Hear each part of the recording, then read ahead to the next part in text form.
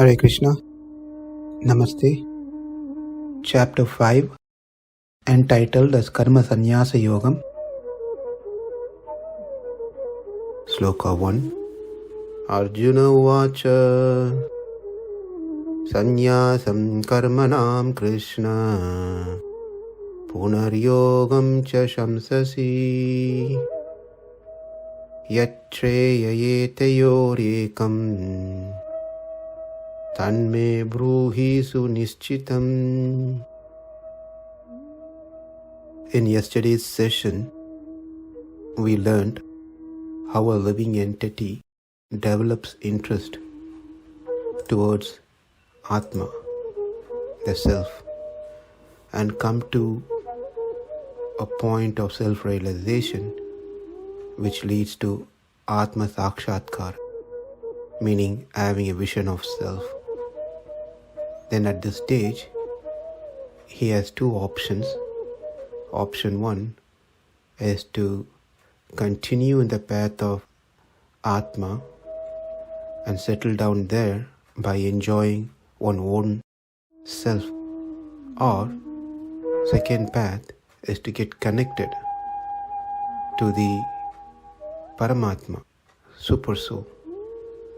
That is either experiencing self itself, which is Atma Anubhava, or experiencing Super Soul, Paramatma Anubhava. When we say Atma Anubhava, it's an individual soul by itself, whereas Paramatma Anubhava is not that one becomes Paramatma and enjoy in that manner.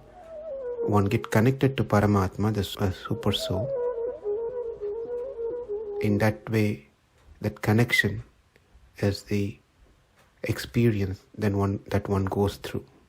But for both this path, the fundamental qualification is to have vision of Atma.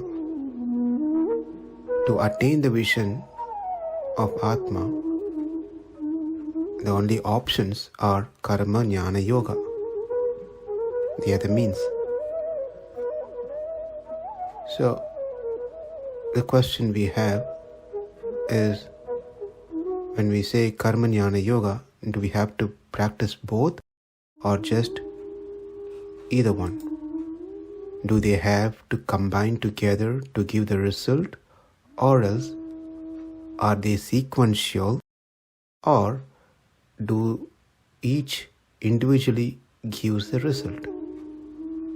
Keeping all those things in mind, question has been posted here by Arjuna.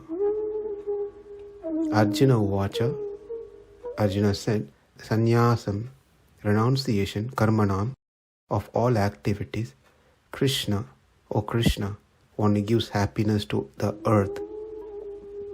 Give me happiness. That's what indirectly Arjuna is mentioning here. Punaha, again, yoga, karma yoga, cha, also, śaṁsasi, you are praising.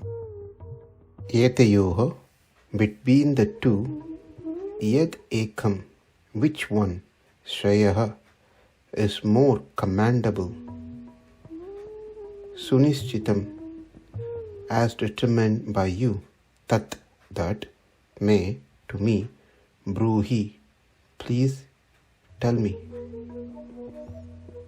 Kṛṣṇa, Arjuna is asking here, O Kṛṣṇa, first of all you asked me to renounce the work, and then again you recommended work. Now will you kindly tell me definitely which of the two is more beneficial? Oh,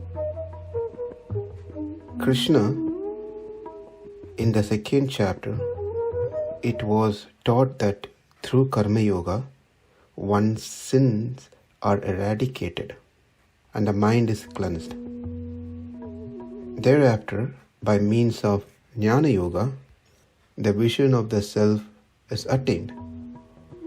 Then in the third and fourth chapter, it has been declared that without seeking jnana yoga, karma yoga by itself directly yields the attainment of self. Thus it is clear that attaining the self is possible through karma yoga, also through jnana yoga. Both are possible. That we can understand from all those chapters that we have covered so far, from what Kṛṣṇa has told. Now, if this be the case, which of these two is superior and why? Please tell me. It has already been said that karma yoga is easier to practice than jnana yoga. We went through this one, if we remember, recollect. Hence the question really that probes into the discussion here is, which of these two, that is karma yoga and jnana yoga, yields the result faster? That's what he wants really ask. And the way he asks is in this manner. Now will you kindly tell me definitely which of the two is more beneficial? That's how it's been presented in front of Kṛṣṇa. This chapter 5 covers 4 main topics. Number 1, karma yoga is very easy when compared to jnana yoga. Number 2, karma yoga gives quick result when compared to jnana yoga. Number 3, it discusses about some anga, limbs of karma yoga, specifically emphasizing on the mentality of doership that has been discussed here. And the 4th is how a karma yoga practitioner sees everyone equal. The karma yoga is greater compared to jnana yoga. How? Because jnana is within karma.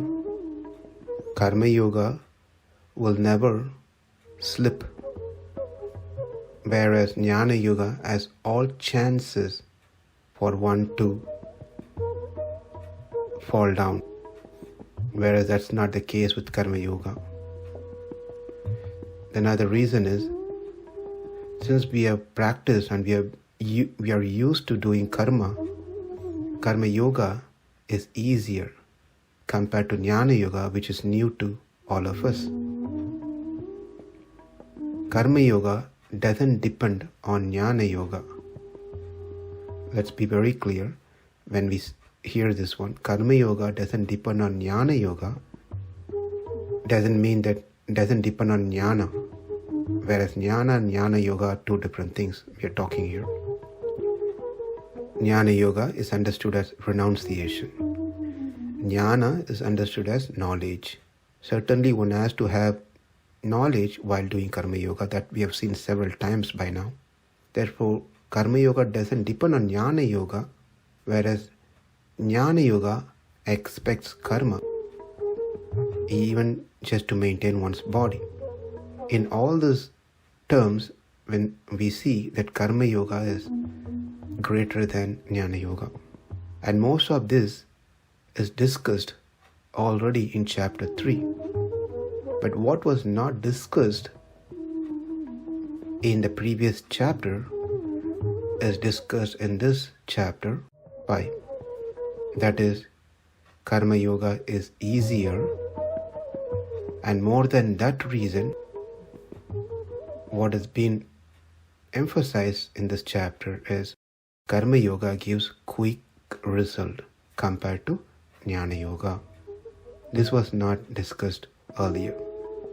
So, 2 key reasons for this chapter. We have karma yoga and jnana yoga. The question is, which one is easier? And question 2 is, which one gives quick result? These are the things which has been not covered earlier. In chapter 2, you said, give up karma yoga and take up jnana yoga. That is, use karma yoga as a ladder to achieve jnana yoga. That means karma yoga already has been given up by end of chapter 2.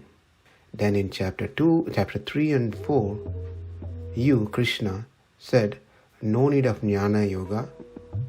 One can just do karma yoga without need of jnana yoga.